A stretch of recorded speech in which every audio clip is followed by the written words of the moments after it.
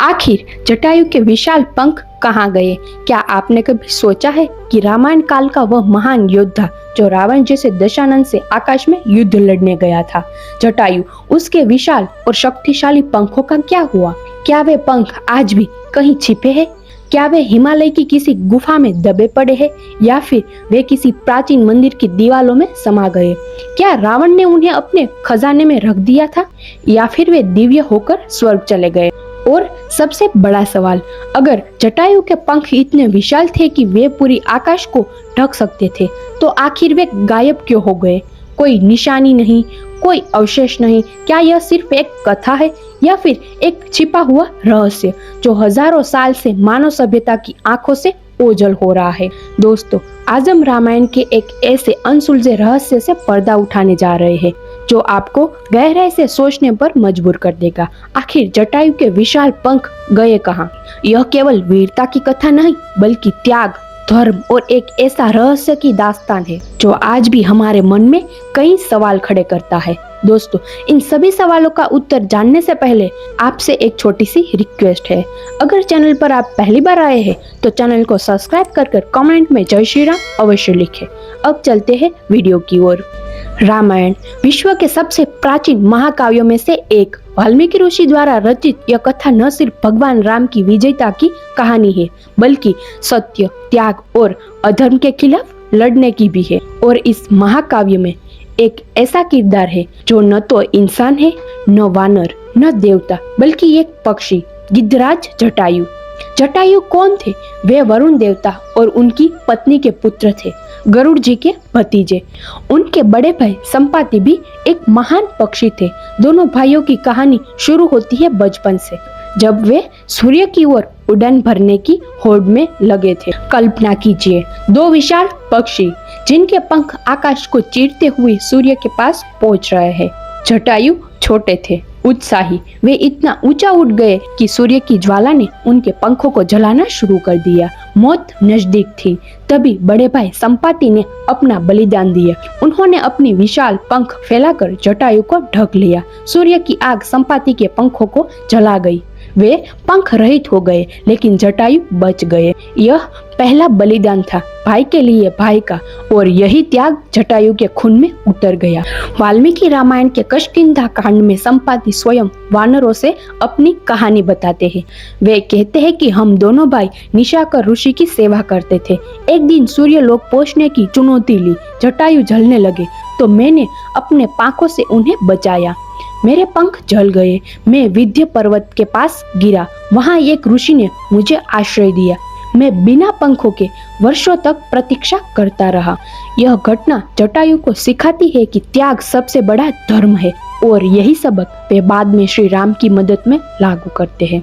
अब आते हैं मुख्य घटना पर। त्रेतायुग। भगवान राम, लक्ष्मण जी और सीता जी वनवास में पंचवटी में रह रहे हैं। रावण लंका का दशानन राजा मारीची की माया से राम लक्ष्मण को दूर भटकाता है। फिर वह स्वर्ण मुख का रूप धारण कर सीता को लुभाता है, सीता का अपहरण करता है और उन्हें पुष्पक विमान में बैठाकर आकाश मार्ग से लंका की ओर ले जाता है। सीता माता की करुण पुकार आकाश में गूंजती है। उसी समय पंचवटी के जंगल में रहने वाले गिद्धराज जटायु वहां से गुजर रहे थे। वे दशरथ के पुराने मित्र थे, राम परिवार को अपना ही समझते थे। सीता की चीख सुनते ही उनका खून खोल उठा। यह अधर्म है, मैं जीते जी यह नहीं होने दूंगा। जटायु ने रावण को ललकारा। आकाश में भयंकर युद्ध छिड़ गया। वाल्मीकि रामायण के अरण्य कांड में वर्णन है कि जटायु ने अपने नुकीले पंजों, चोंच और विशाल पंखों से रावण पर हमला किया। उनके पंखों की फड़फड़ाहट से रावण का मुकुट गिर गया, रथ क्षतिग्रस्त हो गया। जटायु ने रावण को कई जगहों पर घायल किया। रावण के बाणों को अपने पंखों से झटक दिया। रावण क्रोधित हो गया। उसने चंद्रहास तलवार निकाली। यह दिव्य खड्ग जो बहुत शक्तिशाली था। पहले एक पंख, फिर दूसरे पंख। रावण ने जटायु के दोनों विशाल पंख काट डाले। कल्पना कीजिए उस दृश्य को। आकाश में रक्त की वर्षा। दो विशाल पंख जो कभी पूरे आकाश को छा लेते थे, अब कटकर नीचे गिरे हैं। जटायु का शरीर घावों से लथपथ, लेकिन उनकी आत्मा अभी भी जागरूक। वे एक पंख रहित होकर भी लड़ते रहे। लेकिन अंत में पृथ्वी पर गिर पड़े। रावण सीता को लेकर भाग गया, लेकिन जटायु मरने को तैयार नहीं थे। वे राम का इंतजार कर रहे थे। जब राम और लक्ष्मण सीता की खोज में वहां पहुंचे तो उन्होंने देखा कि एक विशाल पक्षी पंख कटे हुए रक्त से सना। जटायु ने कमजोर स्वर में कहा, हे राम, वह दशमुख रावण था। उसने सीता को जबरदस्ती हर लिया और दक्षिण दिशा की ओर ले गया। मैंने उसे रोकने की पूरी कोशिश की, लेकिन मेरे पंख कट गए। राम ने जटायु को अपनी गोद में लिया। उनकी आंखों में आंसू थे। उन्होंने कहा, पिता तुल्य जटायु, आपने जो किया वह कोई पुत्र भी नहीं कर सकता। आपका त्याग अमर रहेगा। राम ने जटायु को अग्नि संस्कार दिया और उन्हें मोक्ष प्रदान किया। जटायु की आत्मा दिव्य ज्योति बनकर स्वर्ग चली गई। लेकिन सवाल यही नहीं खत्म होता। रामायण की मूल कथा में पंख कटने का वर्णन है, लेकिन उनके अवशेष का क्या हुआ इसका स्पष्ट उल्लेख नहीं है। यही से शुरू होता है रहस्य। भारत में कई जगह दावा करती है कि यहाँ पर जटायु गिरे थे। पहली जगह केरल का चंदिया मंगलम यानी चंडिया मंगलम, कोल्लम जिला। यहाँ लोक कथा कहती है कि जटायु के कटे पंखों के साथ उनका शरीर इसी पहाड़ी पर गिरा। जगह का नाम ही जटायु मंगलम से पड़ा। यहाँ आज विश्व की सबसे बड़ी पक्षी मूर्ति जटायु अर्थ सेंटर 21 मीटर लंबी 46 मीटर चौड़ी यह मूर्ति जटायु की पीड़ा को दर्शाती है। मूर्ति में एक पंख कटा हुआ दिखाया गया है, जैसे रावण ने काटा हो। क्या पंख यहीं गिरे थे? क्या चट्टान में उनके खून के निशान आज भी है? स्थानीय लोग कहते हैं पहाड़ी पर राम के पैरों के निशान आज भी है, जहां उन्होंने जटायु को मोक्ष दिया।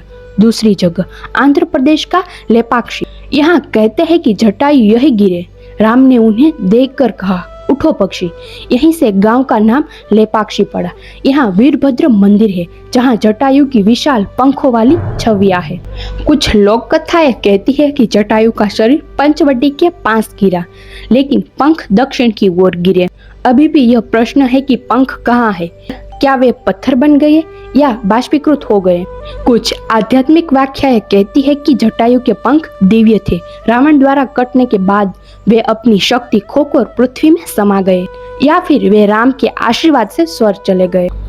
एक और रोचक कथा। संपाति जब उन्हें भाई की मौत का पता चला तो अपनी अंतिम शक्ति से हवा बुलाई और जटायु के पंखों को एक दिव्य रूप दिया। लेकिन यह सिर्फ लोक कथा है। अब वैज्ञानिक पुरातात्विक दृष्टिकोण से देखते हैं। क्या रामायण सिर्फ कथा है या इसमें ऐतिहासिक सत्य छिपा है? कुछ शोधकर्ता कहते हैं कि जटायु जैसे विशाल गिद्धों प्राचीन काल में अस्तित्व में थे। भारत में गिद्धों की प्रजातियां आज भी है, लेकिन इतनी विशाल नहीं। क्या पंखों का आकार अतिशयोक्ति है या फिर प्राचीन विमान युद्ध की याद? पुष्पक विमान और जटायु का आकाश युद्ध, क्या यह प्राचीन उड़ान प्रौद्योगिकी का संकेत है? आधुनिक संदर्भ और रहस्य। आज भी कुछ जगहों पर जटायु पंख मिलने की अफवाहें उड़ती है। हिमालय की गुफाओं में या छापरा जैसे इलाकों में विशाल गिद्ध देखे जाने की खबरें, लेकिन ये ज्यादातर अफवाहें साबित हुई। फिर भी सवाल बना रहता है, अगर पंख कटे तो उनका भौतिक अस्तित्व कहाँ गया? क्या प्रकृति ने उन्हें अपने में समाहित कर लिया या वे त्याग के प्रतीक बन गए? जटायु का संदेश आज भी प्रासंगिक है। महिलाओं के सम्मान की रक्षा के लिए लड़ना, भले ही जान चली जाए। रावण जैसे अत्याचार के खिलाफ खड़े होना। दोस्तों, जटायु के पंख शायद भौतिक रूप से गायब हो गए, लेकिन उनके त्याग के पंख आज भी हर उस इंसान उड़ान भर रहे हैं जो धर्म के लिए लड़ता है। रामायण हमें सिखाती है कि शरीर नश्वर है, लेकिन कर्म अमर। जटायु का शरीर चला गया, पंख कट गए, लेकिन उनका नाम, उनका बलिदान आज भी करोड़ों लोगों को प्रेरित कर रहा है। अगर दोस्तों वीडियो पसंद आई हो तो एक लाइक जरूर करिए। मिलते हैं न्यू वीडियो के साथ।